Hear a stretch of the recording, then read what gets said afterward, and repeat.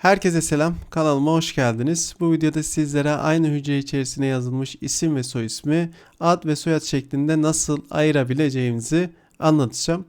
Bu işlem için Excel'in mükemmel bir aracı olan hızlı doldurma aracını kullanacağız. Bunu nasıl kullanacağımıza birlikte bakalım şimdi. Bunu kullanmak için ilk olarak ilk isim ve soyismi kendimiz yazıyoruz. Bu şekilde isim ve soyismi yazdıktan sonra giriş sekmesi düzenleme grubundan dolduraya geliyoruz ve burada hızlı doldurma aracını görebiliyoruz. Bunun kısa yolunun CTRL+E olduğunu burada görebiliyoruz. Şimdilik buradan kullanalım. Hızlı doldurmaya tıkladım. Bakın isimleri ne yaptı? Kendisi doldurmuş oldu. Peki soy isimleri de kısa yol kullanarak yapalım. Soy isimleri İlkini yazdıktan sonra alt satıra geliyorum. CTRL+E'ye tıkladığımda soy isimleri de bu şekilde yazmış oluyorum. Şimdi birleştirme işlemini nasıl yapacağız peki? Ona da bakalım.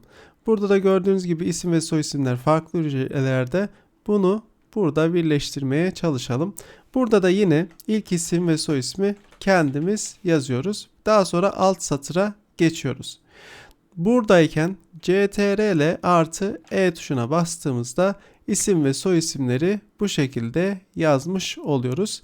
Sizler de kendi tablolarınızda isim ve soy isim birleştirmeniz gerekiyorsa veya ayırmanız gerekiyorsa bu hızlı doldurma özelliğini kullanabilirsiniz.